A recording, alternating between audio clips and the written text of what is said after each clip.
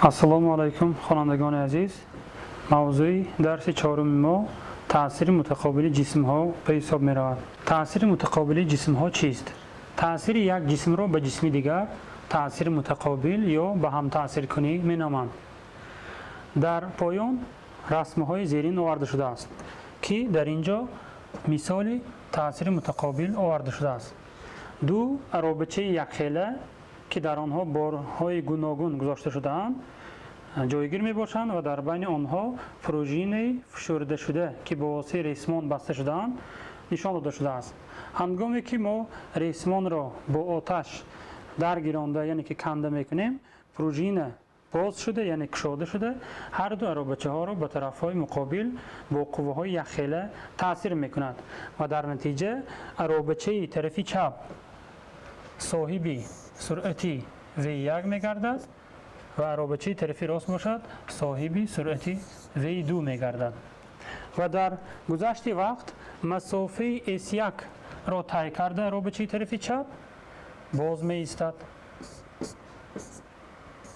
ва аробачаи тарафи рост бошад ягон масофаи муайяни S2-ро тай намуда он низ боз меистад. Кадом аробачае ки дорои массаи хурд бошад ҳамон масофаи зиёдро тай мекунад, яъне ки суръати зиёдро ҳосил мешавад. Ва ҳамон аробачае ки массаи зиёд дорад масофаи камро тай мекунад, яъне соҳиби суръати кам гардидааст. ё расми дигарро дида мебароем. дар ин ҷо ду заврақи якхела оварда шудааст. Дар яке бачаи хурд нишастааст ва заврақи дуюмро бо воситаи ресмон ба сӯи худ кашола мекунад. дар ин ҳангом ҳам заврақи якум ва ҳам заврақи дуюм масофаи муайянро тай мекунанд. он заврақе ки массаи хурдро дорад, яъне ки одам надорад, ӯ масофаи зиёдтарро тай мекунад, ҳамин S1 қадар. ва заврақе ки писарча аст масофаи камро тай мекунад. аз ин таҷрибаҳо ба хулоса омада метавонем ки ҳангоми таъсири мутақобили ҷисмҳо ҷисми соҳиби массаи калон соҳиби суръати кам ва масофаи кам мегардад ва ҷисме ки массаи хурдро дорад соҳиби суръати зиёд ва масофаи зиёдро тай намуда боз меистад. ки ин якчанд мисолҳои таъсироти мутақобили ҷисмҳо буд. албатта ногуфта намонад, таъсироти мутақобили ҷисмҳо боз бисёр шуда метавонад. мисоли оддӣ, дар рӯи миз ҷисм ором истодааст ва ин ҷисм ду қувва таъсир мекунад. қувваи вазнинӣ ба сӯи поён F баробар mg ва қувваи реаксии такягоҳ сӯи боло n.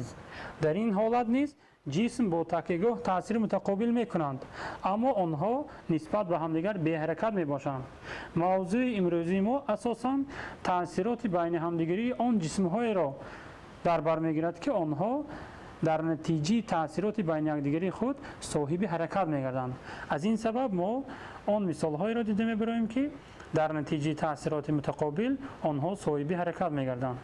аз ин ду таҷрибае ки дар боло зикр намудем ба хулоса омадани мо мумкин аст ки нисбати массаи ҷисмҳои таъсири мутақобилкунанда ба нисбати суръати онҳо мутаносиби чаппа мебошад. яъне чӣ хеле ки шумо дида истодаед, m1 тақсими m2 баробар аст v2 тақсими v1. ин маънои онро дорад ки ҳар чӣ қадаре ки масса зиёд бошад суръат ва масофа хурд ба ҳисоб меравад. ё дар формулаи дуюм низ ҳамин тавр нисбати массаи ҷисмҳо ба масофаи тайкардаи ин ҷисмҳо мутаносиби чаппа аст, ки инро аз ин ҷо дида метавонем. m1 тақсими m2 баробар аст S2 тақсими S1. ба ҳамин индексаш мо бояд аҳамияти ҷиддӣ диҳем. маънои ин формула он будааст ки онҳо масса ва суръат, масса ва масофа ба ҳамдигар мутаносиби чаппа будаанд. барои мустаҳкам шудани ин мавзӯъ якчанд масъалаҳоро дида мебароем. масъалаи аввал, аробачаи тарафи чапи расм суръати 4 см сония гирифту аробачаи тарафи рост бошад суръати 6 см сония.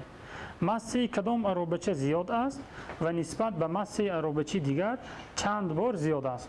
ин саволи якуми масъала. و در دوام مسئله گفته شده ایستاده است که اگر ماسه اروبچی طرفی راست 50 گرم باشد ماسه اروبچی چپ چقدر است؟ در این مسئله دو سوال یعنی پیشنهاد کرده است. بر رسم دقت می‌دهیم. در اینجا خیلی که در بالا گفتیم دو اروبچه‌ها هستند، ماسه‌هاشون گوناگون. وقتی که ریسمان کنده می‌شود اروبچه‌ها به سمت‌های مقابل با سرعت‌های گوناگون حرکت می‌کنند. به ما معلوم است که اروبچی طرفی چپ 4 سانتی متر ثانیه و اروبچی طرفی راست 60 سانتی متر ثانیه به سرعت‌ها صاحب گردیدند. اگر ماسه اروبچی طرفی راست 50 گرم باشد ما باید معین نماییم که کدام از آنها زیاد هستند. موافق موضوع ما فهمیدیم که آن اروبچه که صاحب سرعت خرد گردید ماسه زیاد دارد. از اینجا M1 کلان از M2 گفته میتوانیم. یعنی که به یکم سوال جواب دادیم. ماسه اروبچی طرفی چپ از ماسه اروبچی طرفی راست زیاد بوده است. اکنون ما باید معین نماییم که چند مراتب زیاد است. برای این n برابر M1 تقسیم M2.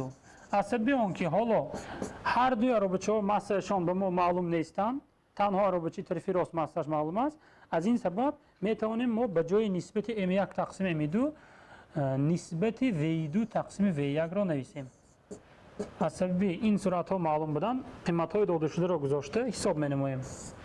به جای V2 60 سانتی متر تقسیم ثانیه و به جای سرعت یکم 4 سانتی متر تقسیم ثانیه.